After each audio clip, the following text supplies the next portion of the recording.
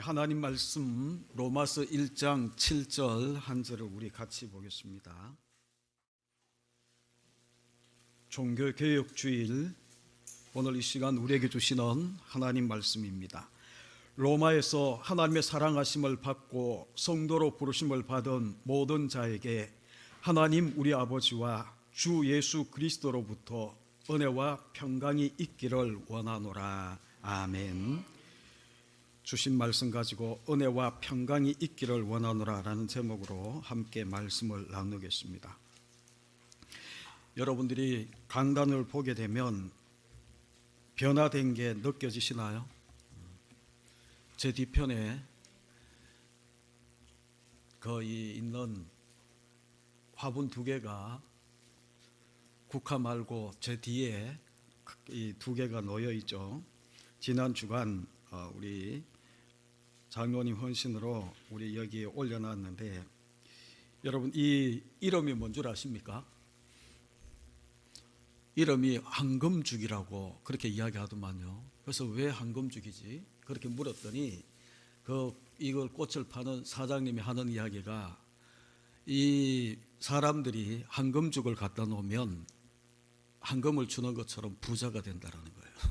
부자의 이 소원이 담겨 있는 재물의 축복이 임하는 것처럼 그런 이 소원을 가지고 사람들이 황금죽을 이렇게 드린다라고 이야기를 하는데, 저희 교회는 전혀 그렇지가 않습니다. 그것 때문에 한 게 아니고, 이제 추수감사들이 곧 다가오고 또 우리 찬양 집회도 준비되고 이렇게 하니까, 또 우리 앞에 있던 이전에 있던 화분이 올해 자기 수명을 다했어요. 오랫동안 이렇게 있다 보니까 이제 자르다 보니까 너무 허술하게 되어서 이제 바꾸게 되었는데, 여러분 세상 사람들은 다 그런 것 같아요.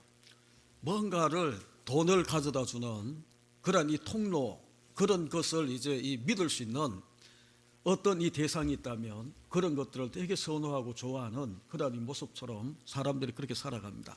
그런데 우리 예수 믿는 사람들은 그거와 조금은 다르죠. 하나님의 강단을 더 아름답게 우리 주님 앞에 더 이제 또 예배하러 오는 모든 성도들이 좀 더 마음이 기쁨으로 넘쳐나게 하기 위해서 이제 이 화분을 갖다 놓고 강단을 꾸미는 거예요.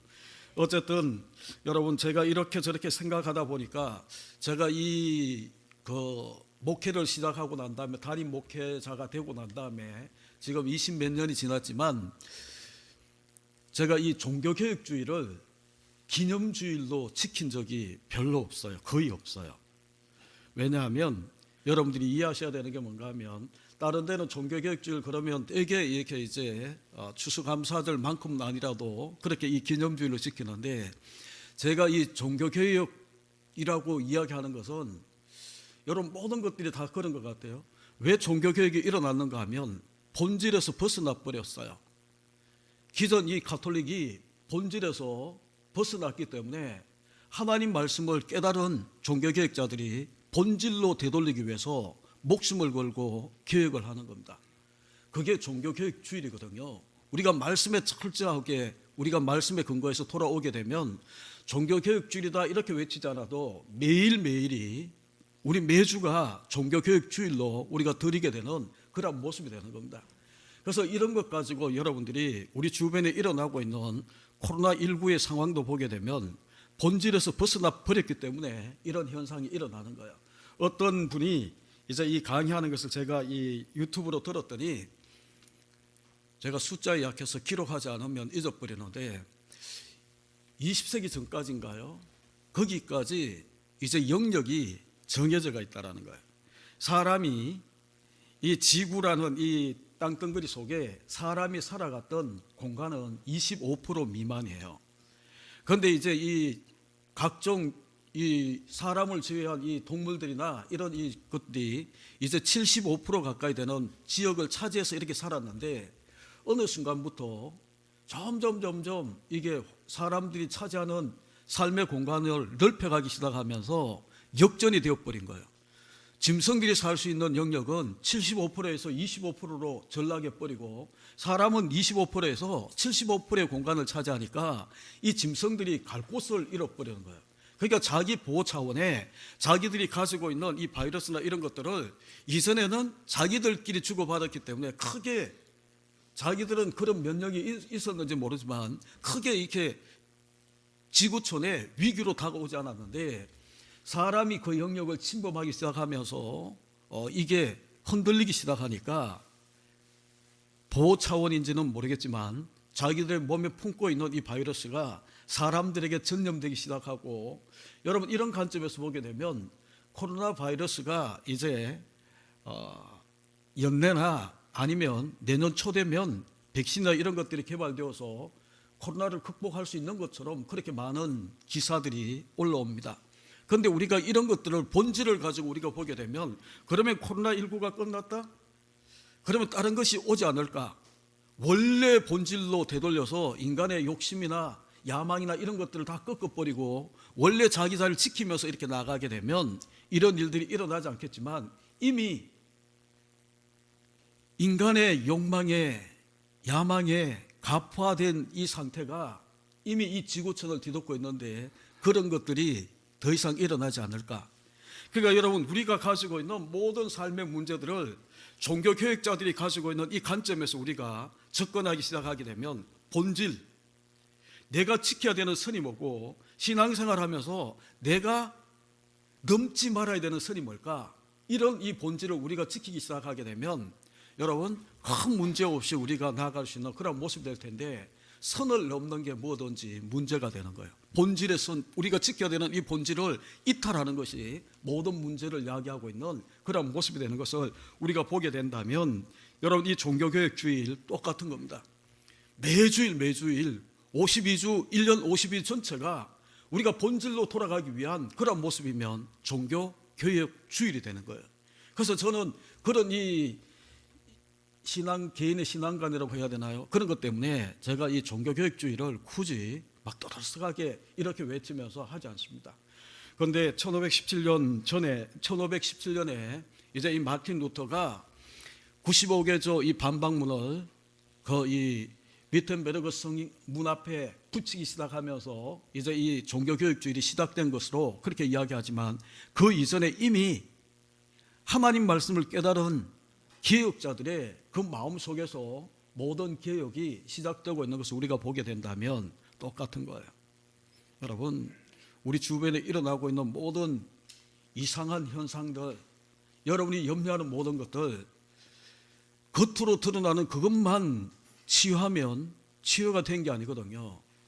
내 몸에 상처가 나서 골마 터지면 여러분 빨간 약만 바르면 저절로 낫는 겁니까? 고름도 짜내야 되고 그 속에 있는 모든 궁극적인 모든 처방들이 다 치유되고 난 다음에 모든 것들이 완치가 되는 것처럼 본질, 정말 내가 가지고 있는 이 영역에 특별히 우리는 예수 그리스도를 믿는 신앙이니까 믿음 생활의 본질이라는 것을 여러분들이 기억하면서 우리가 돌이킨다면 우리의 삶에 또한 우리 신앙의 이탈 그리고 하나님이 슬퍼하는 그런 모습들은 없을 거다라는 그런 믿음을 가지고 있습니다.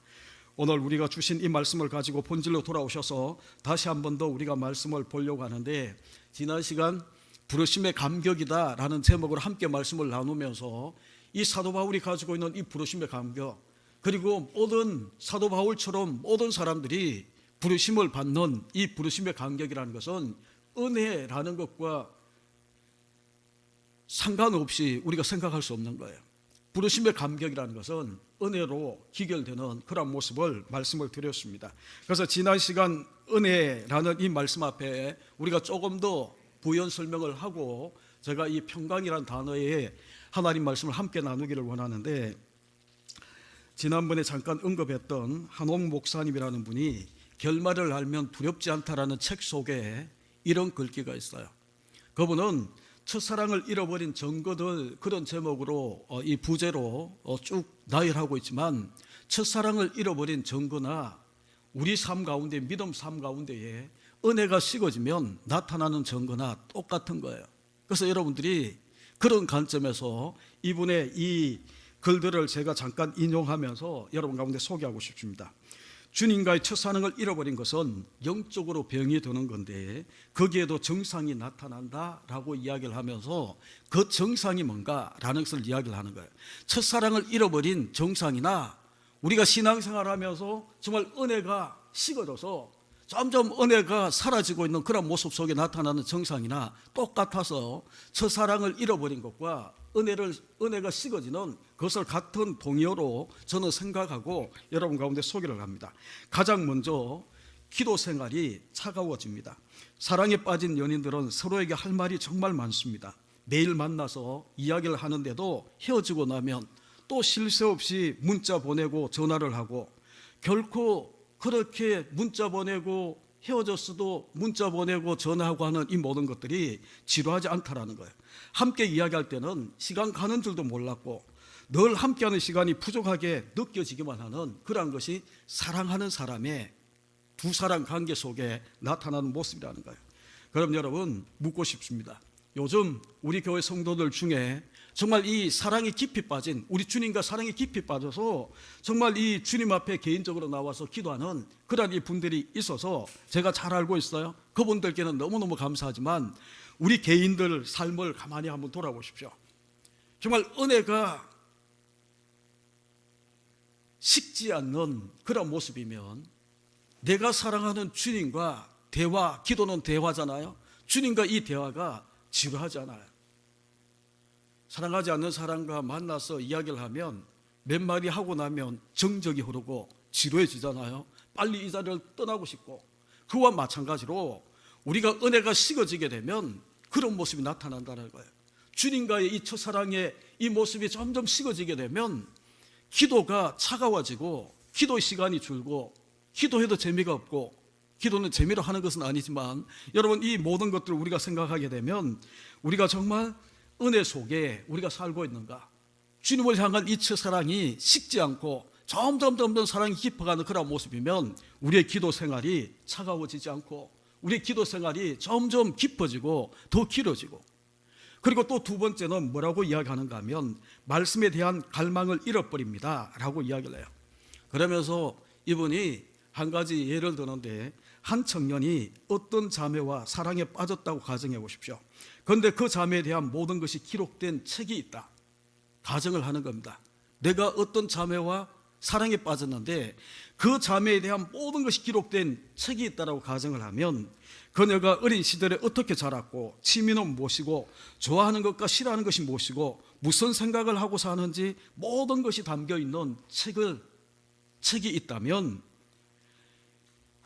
이 여인과 사랑에 빠진 이 청년은이죠, 아무리 바빠도 밤새 그 책을 읽지 않겠는가.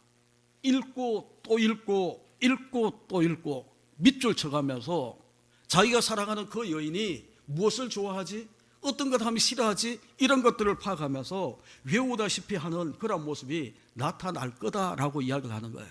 마찬가지예요. 우리가 주님과 사랑이 식지 아니하고 우리의 은혜가 식어가는 그런 모습이 아니라면 그분의, 우리가 사랑하는 주님에 대한 모든 것들이 성경 속에 다 담겨져 있어요. 그분이 무엇을 좋아하는지, 그분이 무엇을 싫어하는지, 내가 어떻게 하면 주님이 기뻐하고 어떻게 하면 주님이 정말 실망하고 정말 슬퍼하는지, 그 모든 것들이 이 성경 속에 다 담겨져 있는데 은혜가 식어지게 되면 하나님 말씀에 대한 갈망도 식어지게 되고 또 말씀을 읽으면서 열정과 흥분하는 그런 모습들도 점점 사라지게 되는 모습을 보게 된다는 거예요. 여러분 어떻습니까? 가을은 독서의 계절이다라고 늘 이야기를 하지만 여러분들이 정말 내가 사랑하는 주님, 정말 오늘 이 말씀도 보게 되면 우리 주 예수 그리스도로 쫓아, 이전 성경에는 쫓아지만 우리 주 예수 그리스도로부터 은혜와 평강이 있기를 원하노라라고 이야기하는 우리 주 예수 그리스도, 내게 있는 은혜, 우리 주님이 주시는 이 평강도 우리 주님께로부터 오는 이 모든 것들이라고 이야기한다면 정말 나를 위해서 십자가를 죽으시고 나를 사랑하셨던, 그래서 내가 그 주님을 사랑하는 이 모습 속에 그분에 대한 모든 것들이 여기 담겨져 있는데 우리가 기계적으로 정말 매너리즘에 빠져서 그냥 어떤 책 읽듯이 그렇게 읽는 그런 모습이 아니고, 여러분 성경을 읽으면서 정말 흥분이 되고 정말 열정이 막 살아나고 정말 그분이 이걸 정말 좋아하는구나, 이렇게 하면 우리 주님이 기뻐하는구나, 이런 것 때문에 내가 흥분하고 그분을, 내가 사랑하는 우리 주님을 하나하나 더 깊이 알아가는 이 모습 때문에 내가 정말 이 감격하는 그런 모습이 우리 가운데 있는가라는 것을 묻는 거예요. 여러분, 그런 모습이 있다면 우리는 은혜가 식어지는 모습이 아니고 은혜가 더 깊어지는 그런 모습이다, 첫사랑이 점점 깊어지는 그런 모습이라고 이야기할 수 있다는 거예요. 그리고 세 번째로, 은혜가 식어지게 되면 교회 가는 것이 기쁘지 않다라고 이야기를 합니다. 여러분, 교회는 주님의 몸이거든요. 교회는 주님의 몸이에요.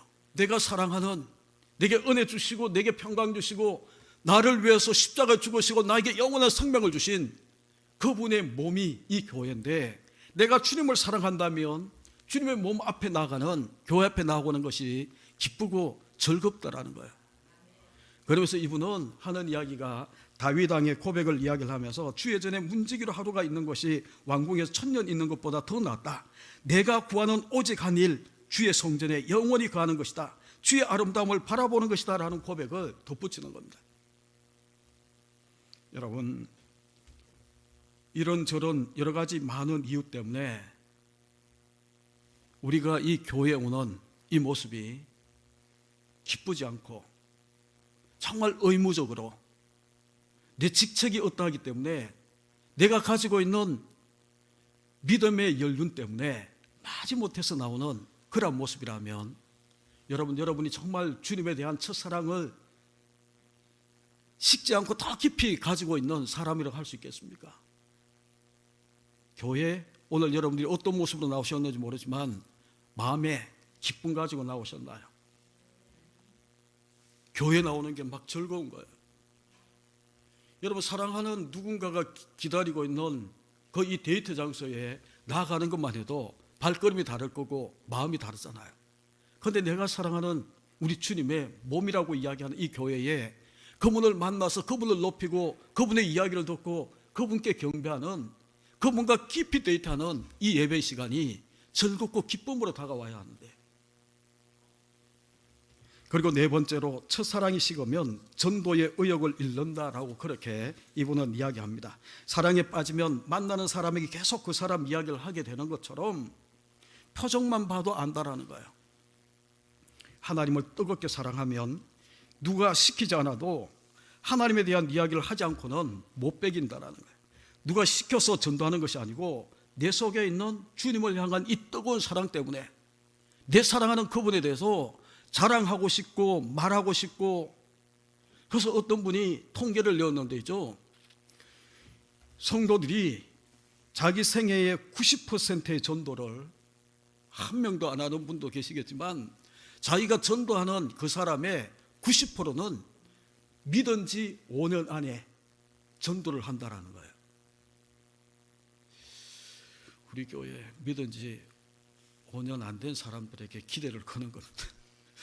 5년이 넘은 사람은 이제 10%, 내 전도의 영향에, 전도의 이 숫자의 10%밖에 안 남았으니까. 우리 이번 감사절에 세례받는 분에게 기대가 큽니다. 90% 전도할 거니까. 통계가 그렇다라는 거예요. 여러분, 은혜가 식어지게 되면 만사가 귀찮아져요. 말하고 싶지도 않고. 그리고 은혜가 식어지게 되면 일상의 순간에서 생각이 하나님께 머물러 있지 않다라는 거예요. 그런데 사랑하게 되면, 사랑에 빠진 사람은 데이트할 때만 그 사람을 생각하는 것이 아니고 뭔가 좋은 것을 보면 그 사람이 떠오르는 거예요. 저도 제가 한 가지 가지고 있는 게 뭔가 하면, 누가 이렇게 좋은 맛집에 이렇게 데리고 가게 되면, 이분들, 우리 교인들 여기 한번 데리고 왔으면 좋겠다. 그리고 또 누구를 데리고 왔으면 좋겠다. 그 사람이 이런 걸 좋아할 것 같다라는 생각을 하는 것처럼 여러분 누군가를 사랑하면 그 사람을 만날 때만 그 사람을 떠올리는 것이 아니고 그죠? 그런데 은혜가 식어지게 되면 일상의 삶 가운데의 생각이 하나님께 머물러 있지 않는 그런 모습이 된다는 거예요. 그리고 또 은혜가 식어지게 되면 사역의 열정과 기쁨이 사라지게 된다라고 이야기를 합니다. 아무리 게으른 청년도 사랑하는 사람이 생기면 완전히 달라진다라는 거예요. 우리 자녀를 키워보신 분들은 알지만 사춘기가 되게 되면 애들이 달라집니다. 이성에 대한 관심과 그런 기대가 있기 때문에 우리 애 이야기해서 미안한데 이놈이 아무리 씻으라라고 이야기를 해도 초등학교 때는 잔소리예요. 식지 않아요. 그런데 저희들은 늦게 애를 낳았기 때문에 누가 그렇게 이야기하더만요. 목사님 두십시오. 중학교만 오면 씻지 마라 하도 씻는다라는 거예요. 야, 어쩌면 그런 통계가 맞는지 지각할 것 같은데 꾸역꾸역 샤워하고 드라이하고 막 이렇게 하는 모습을 보면서 여러분 그런 거예요. 우리가 은혜가 식어지게 되면 하는 것도 귀찮아지지만 은혜가 깊어지고 사랑이 깊어지게 되면 내가 그 전에는 내가 게을렀던 그 모습도 이제는 사랑하는 이 사람 때문에 내가 더 부지런을 떠는 그런 모습이 나오는 거예요. 이분이 그런 비유를 들었어요. 사랑하는 이제 이 예인이 생겼는데 병이 들었어요. 그러니까 이 게으른 청년이 정말 이 예인이 아프니까 대신 강의도 듣고 필기도 해주고 밥도 안 하던 친구가 밥을 차려도 잘 안 먹던 친구가 아프니까 예인이 아프니까 미역국도 끓이고 난리가 난다라는 거예요. 그게 사랑하는 사람이 생겼을 때에 갑자기 그렇게 이야기하니까 나훈아 씨의 이번에 신곡 예인이 생겼어요 라는 제목이 떠오르기도 하지만 여러분 그런 거예요. 예인이 생기면 달라지는 거예요. 그런데 우리에게는 예인이 있잖아요. 예수 그리스도. 우리 주님 예수 그리스도가 나의 전부라고 고백하면서 우리가 그렇게 살아가고 있는데 여러분 진짜 그런 건가? 하나님 위해서 나의 돈도 시간도 재능도 드리는데 짜증이 나고 마음이 힘들면 하나님과의 이 사랑에 문제가 생긴 거예요. 사랑하면 예인을 위해서 사랑하는 예인이 위해서 시간 내는 것도 돈을 쓰는 것도 아깝지 않잖아요. 기쁨을 하잖아요. 그런데 사랑이 식어지게 되면 본전 생각나는 것처럼 하나님과 이 사랑도 똑같다라는 거예요. 그리고 은혜가 식어지게 되면 하나님이 기뻐하지 않는 일에 너무 쉽게 빠져들더라는 거예요. 정말 우리가 살고 있는 이 2020년 대구를 떠올려 보십시오. 이 도시 나가기만 하면 정말 이 하나님 기뻐하지 않는 일에 우리가 쉽게 유혹을 당할 수 있는 그러한 유혹거리가 너무 많은 이런 때에 여러분 은혜가 식어지게 되면 하나님 기뻐하지 않는 그런 부분에 그런 일에 너무 쉽게 빠진다라는 거예요. 그리고 더 중요한 것은 우리 은혜가 식어지게 되면 내게 상처를 준 사람들을 쉽게 용서하지 못한다라는 겁니다. 누구든지 하나님을 사랑하노라 하고 그 형제를 미워하면 이는 거짓말하는 자니 보는 바 그 형제를 사랑하지 않는 자는 보지 못하는 바 하나님을 사랑할 수 없다라고 사도 요한이 이야기합니다. 은혜가 식어지게 되면 용서가 되지 않는 거예요. 은혜가 식어지게 되면 사랑이 안 되고 용서가 안 되고 그리고 하나님의 명령이 귀찮게 여겨져요. 하나님 말씀이 내가 따르고 막 사랑이 은혜가 깊을 때는 주님 말씀 따르는 것이 힘이고 기쁨이고 막 그렇게 했는데 식어지고 나니까 다 귀찮더라는 거예요. 그리고 하나님으로부터 숨기고 싶은 부분들이 왜 그렇게 많아지는지 사랑했을 때는 있는 것 다 드러내놓고 내 부족한 것 다 드러내놓고 내 죄악까지 다 내놓으면서 그렇게 나갔는데 은혜가 식어지고 나니까 이것도 숨기고 저것도 숨기고 그러면서 하나님 의식하는 것보다 세상이 더 의식이 되고 사람이 더 의식이 되고 그게 은혜가 식은 사람들의 증거라는 거예요. 그럼 여러분, 왜 이런 은혜가 식어지고 첫사랑이 식어지는 그런 모습이 나타날까? 우리의 영적인 게으름과 나태함도 있겠지만 저는 그렇게 믿어요.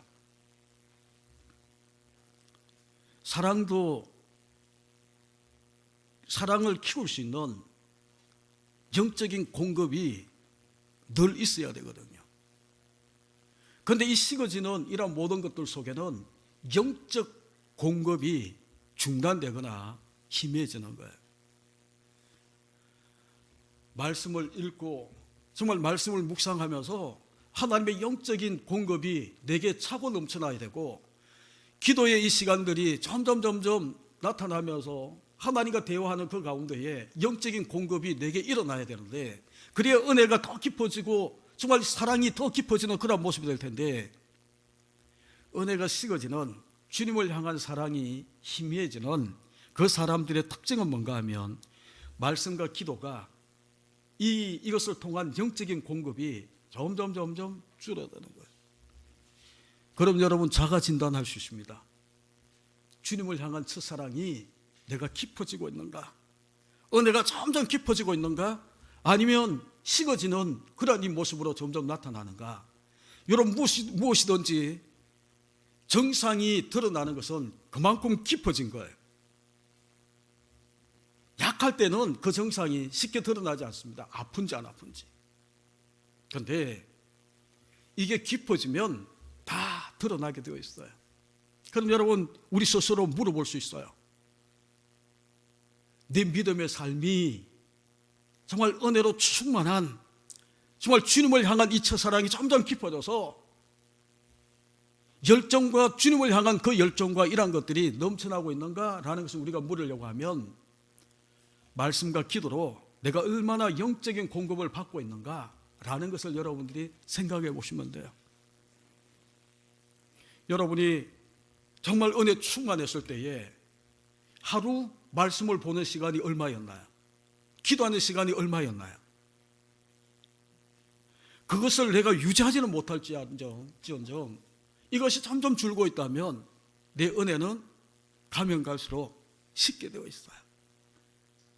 그러면 이런 방금 이야기했던 이런 증상들이 나타나기 시작하는 거예요.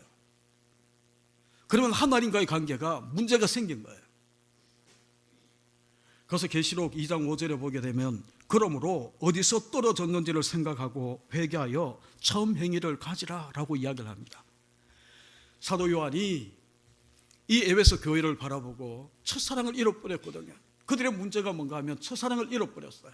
그래서 사도 요한이 그들에게 이제 처방전을 주는 것처럼, 그러므로 어디서 떨어졌는지 생각하고 회개하여. 회개는 가던 길을 되돌아 돌아오는 거예요. 본질에서 벗어난 것에서 본질로 돌아오는 것이 회개하는 거거든요.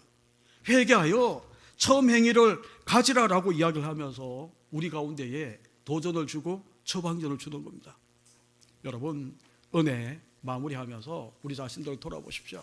은혜가 정말 예수 그리스도로부터 오는 이 은혜가 내게 충만하게 지금도 공급되고 있는 그런 모습인가? 그래서 내가 가면 갈수록 이 주님이 주시는 이 은혜 때문에 내가 사방에 에워싼 모든 것들은 내가 힘들고 어렵지만 그것은 변화되지 않고 점점 더 나빠지는 그런 모습일지 모르지만, 주님의 이 은혜, 주님이 주시는 이 은혜 때문에 내가 더 믿음의 본질을 지키고 내게 주신 이 사명의 길을 끝까지 가고 있는 그런 모습일까? 여러분, 또 오늘 읽어드린 그 본문에 보게 되면 은혜와 평강이 있기를 그렇게 이야기를 하면서 사도 바울이 평강을 빌고 있는 모습이 거기에 나와 있습니다. 여러분, 이 평강, 지금 1차 독자는 로마 교인들이거든요. 로마에 있는 성도들에게 그들에게 평강이 있을지어다 라고 이야기를 하는 거예요. 평강이 있기를 원한다. 그리고 지금 이 구절을 읽고 있는 저와 여러분에게 동일하게 시공간을 초월한 하나님 말씀이 예수 그리스도로부터 오는 이 은혜와 평강이 우리 가운데 있기를 원합니다. 여러분, 지금 코로나19 때문에 힘들어하고 지쳐있는 모든 사람들이 필요한 것이 뭔가 하면 평강이거든요.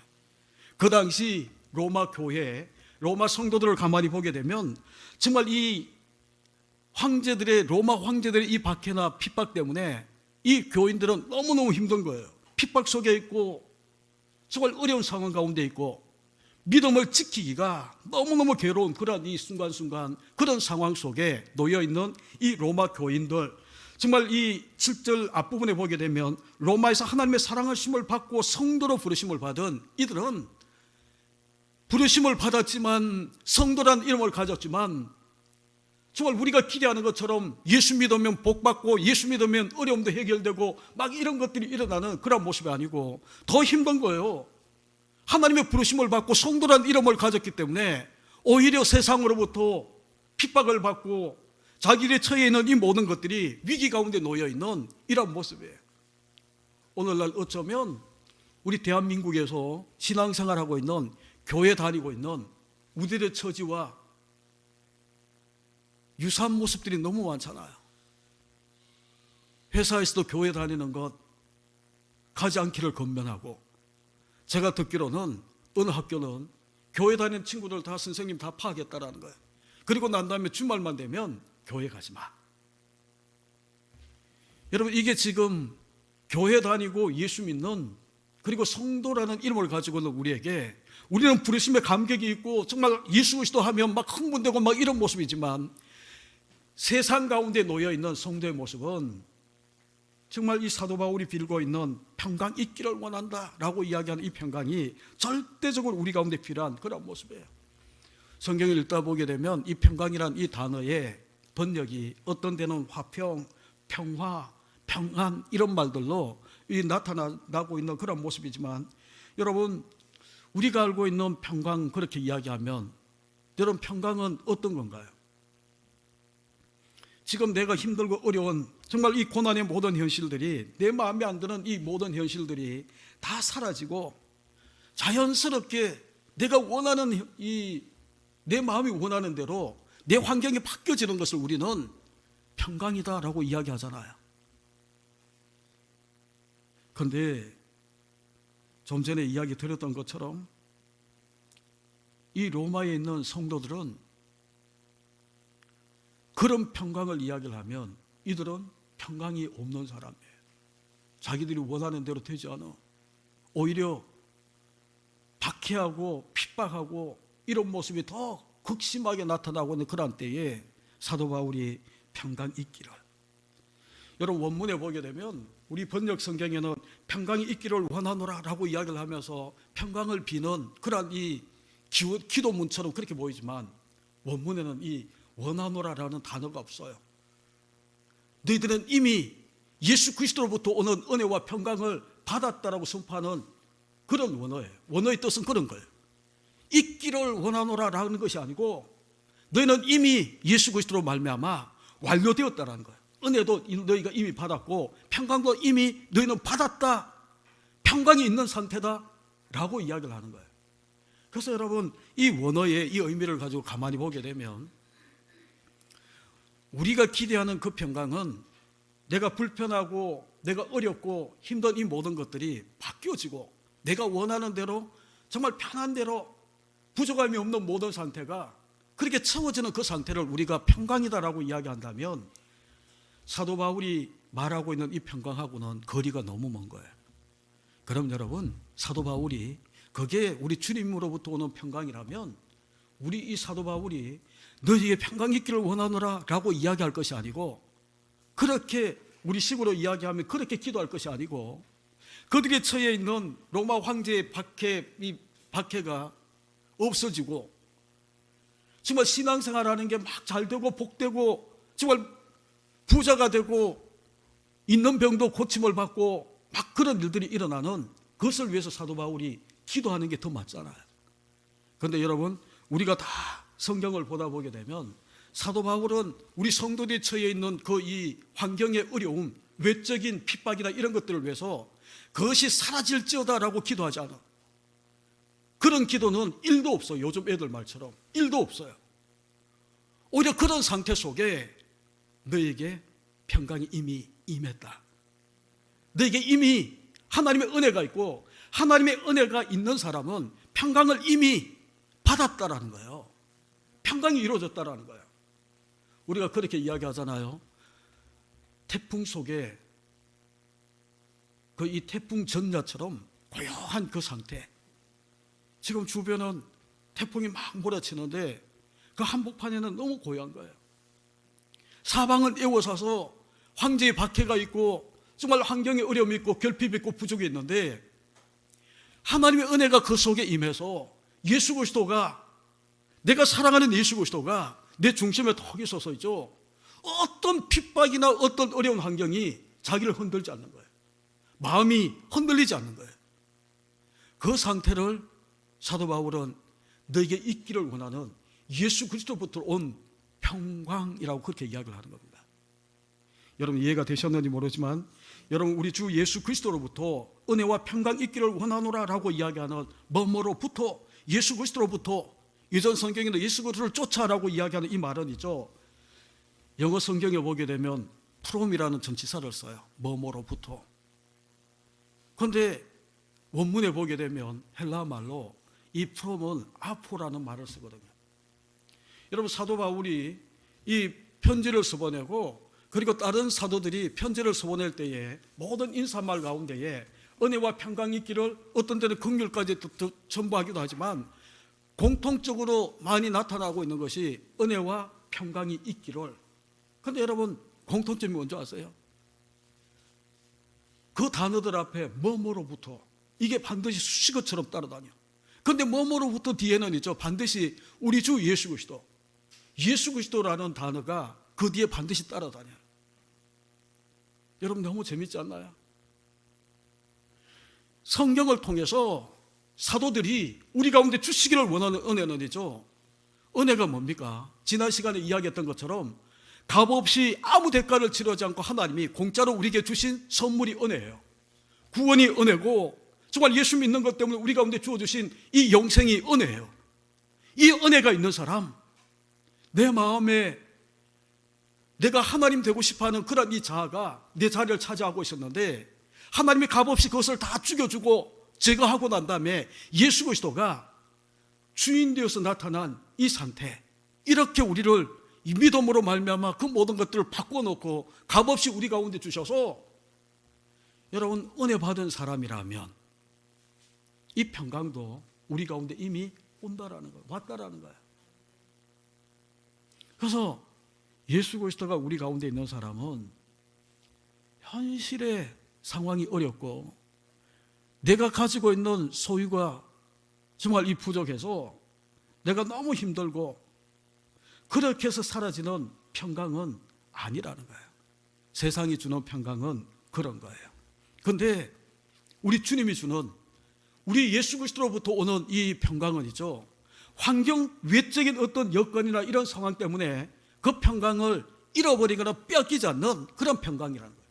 은혜가 있는 사람, 이 은혜는 예수 그리스도로 바꿔도 말 틀림이 없거든요. 예수 그리스도가 그 중심에 있는 사람. 그럼 여러분 우리는 그렇게 물으셔야 됩니다. 내 속에, 정말 나의 삶 속에, 내 마음 속에, 이 마음의 보좌에 누가 진짜 왕으로 앉아 있는가? 여러분 자신, 결국은 예수 그리스도가 아니면 내 자신이거든요. 우상, 나를 섬기는 거예요. 자기가 하나님처럼 되고 싶어서 넉히나 말이 빌고, 그래서 이 어떤 세상적인 어떤 것들을 힘을 가지고 많은 것들을 소유하면 자기가 하나님 된 것처럼 우쭐하고, 그게 자기 자신을 섬기는 우상이거든요. 그럼 여러분 내 안에 이 보좌 앞에, 내 마음의 보좌 앞에 누가 진짜 왕인가? 예수 그리스도가 진짜 왕이라면 외부의 환경에 흔들리지 않아요. 그런데 여러분 은혜와 평강의 기원을 보게 되면 구약 성경에 민수기 6장에 그 이 제사장의 축복기도라는 그 구절 속에 나오는 겁니다. 민수기 6장 25절 26절에 보게 되면 여호와는 그 얼굴을 내게 비추사 은혜 베푸시기를 원하며, 26절 여호와는 그 얼굴을 내게 향하여도사 평강 주시기를 원하노라. 여러분 지금 대제사장의 이 축복기도 가운데에 은혜 주시기를, 은혜 베푸시기를 원한다, 평강 주시기를 원한다라고 이야기하는 것이 모티브가 되어서 지금 이 사도들이 그것을 근거로 해서 편지를 할 때, 그들을 축복할 때 이 구절을 근거로 하는 거예요. 그런데 여러분, 우리가 민수기 요 구절만 가지고 보게 되면 그렇지만 대제사장이 이 축복기도를 하기 이전에 민수기 6장은 있죠.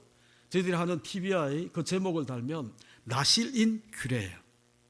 나실인 규례가, 나실인은 이렇게 이런 삶을 살아야 돼, 그렇게 이 장황하게 설명하고 난 다음에 그 뒤에 이제 결론처럼 따라 붙는 게 뭔가 하면 대제사장이 축복기도 하는 거예요. 은혜 베풀기를, 평강 주시기를 원한다라고 이야기하는. 그럼 여러분, 우리가 이 성경 6장만 가지고, 민수기 6장만 가지고 이야기한다면 이렇게 이야기할 수 있어요. 나실인의 삶을 사는 자에게는 은혜가 있고 평강이 있다라고 이야기할 수 있어요. 나실인, 온전한 나실인의 삶을 산 분이 예수 그리스도예요. 온전한 나실인의 삶의 모델이 되고자 우리 주님께서 육신을 입고 이 땅에 오신 분이에요. 그래서 그 예수 그리스도가 우리 가운데 있는 사람에게는 대제사장이 은혜 베푸시기를 원한다, 정말 평강 주시기를 원한다라고 이야기하는 것처럼 우리 가운데에 그런 은혜가 임하는 거예요. 그럼 여러분, 내게 평강이 사라지고 있는 그 이유가 뭔가 하면 하나님 편에 있는 게 아니에요. 하나님이 내 환경을 이렇게 힘들게 만들고 어렵게 만들어서가 아니라 내가 정말 나실인처럼 나실인의 온전한 삶을 내가 살지 못해서 여러분, 우리가 평강을 잃어버리고 있다라고 이야기해도 지나침이 없어요. 그럼 여러분, 사도 바울이 예수 그리스도로부터 은혜와 평강이 있기를 원한다라고 이야기하는, 예수 그리스도부터 오는 은혜와 평강 있기를 원하는 것은 다른 것이 아니라 다시 본질로 돌아가서 우리 신앙을 돌아보게 만드는 거예요. 하나님 우리 가운데 평강 안 주신 게 아니에요. 주님이 십자가 달리기 전에 제자들 보고 너에게 평강이 임할 거다라고 약속을 했어요. 세상이 주는 평강과 다를 거다라고 이야기를 하며 하나님으로부터 오는, 위로부터 오는 이 평강은 세상이 주는 평강과 다르다라고 이야기를 하고 난 다음에 요한복음 20장에 가게 되면 그 주님이 십자가에 죽으시고 부활하고 난 다음에 뭐라고 이야기하나요? 두 번이나 반복해서 너희에게 평강이 있을지어다. 또 예수께서 가라사대 너희에게, 제자들에게 너희에게 평강이 있을지어다라고 약속하는 거예요. 여러분, 이 평강은 예수 그리스도의 십자가와 부활을 근거해서 예수 그리스도의 십자가와 부활이 통과되고 난 다음에 우리 주님께서 우리 가운데 주시는 평강이라는 거예요. 세상이 주는 평강이 아니고 위로부터 오는, 예수 그리스도로부터 오는, 우리 주님이 십자가에 죽으시고 부활하셔서 너에게 평강이 있을지어다. 여러분, 그 상태도 마찬가지예요. 제자들은 예수 그리스도가 죽고 난 다음에 3년 동안 자기 전부를 걸고 따라다녔는데 그분이 십자가에 죽었어요.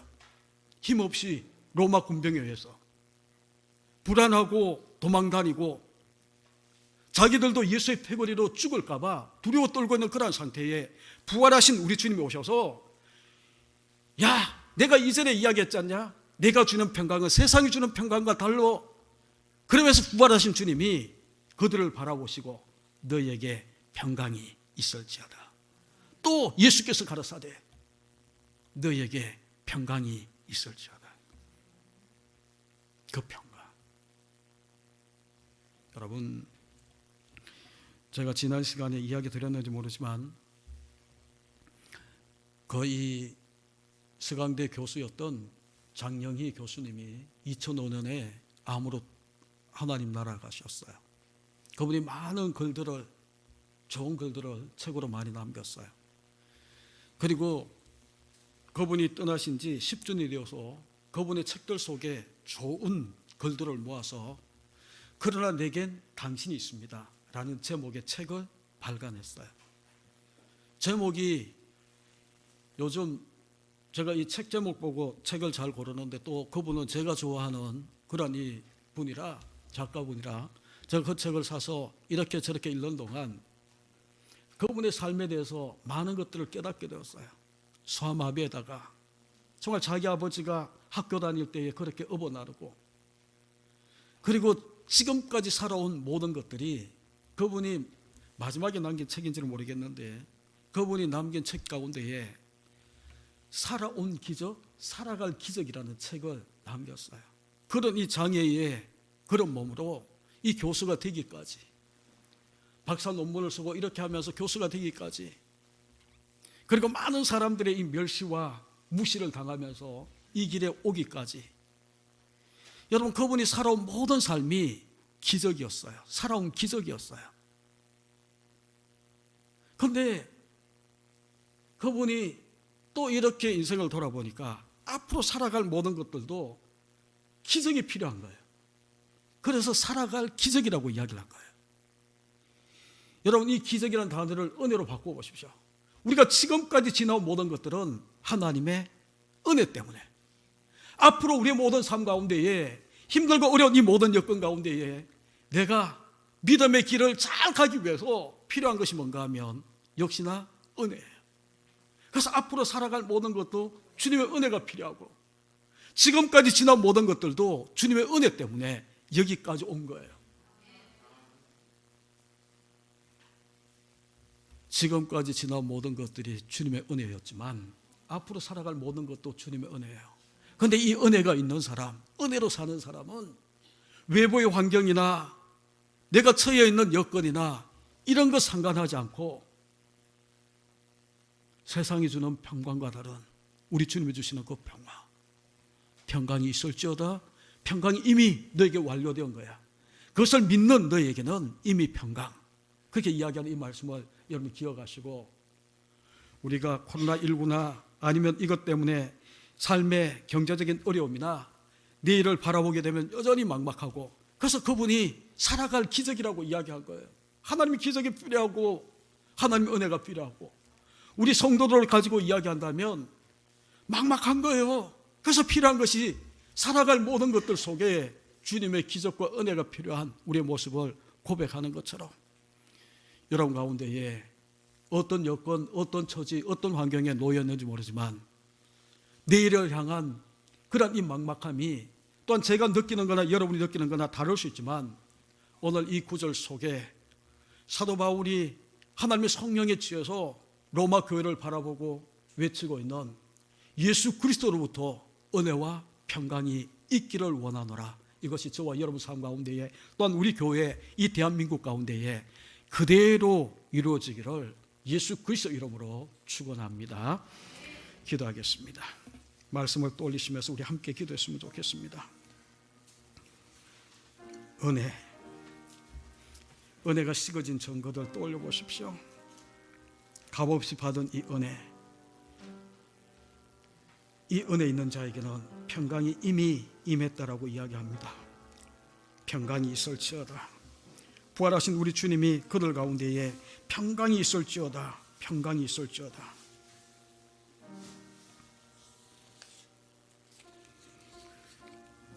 기도하며 나아갑니다.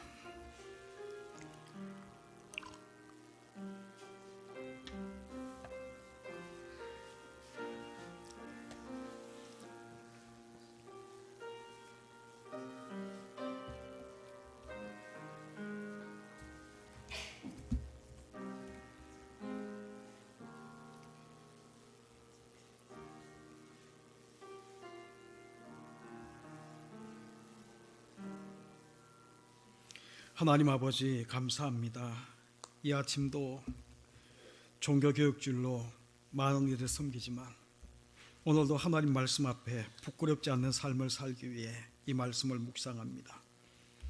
예수 그리스도로부터 은혜와 평강이 있는 우리의 삶이 되게 하나님 축복해 주옵소서. 그리스도의 평강이 너희 마음을 주장하게 하라. 평강을 위하여 너희가 한 몸으로 부르심을 받았나니 또한 너희는 감사하는 자가 되라 외쳤던 사도 바울의 외침처럼 그리스도의 평강이 우리 마음을 주장하게 하셔서 감사하는 삶으로 이어지게 우리 주님 축복해 주옵소서. 예수 그리스도의 이름으로 축복하며 기도하옵나이다. 아멘.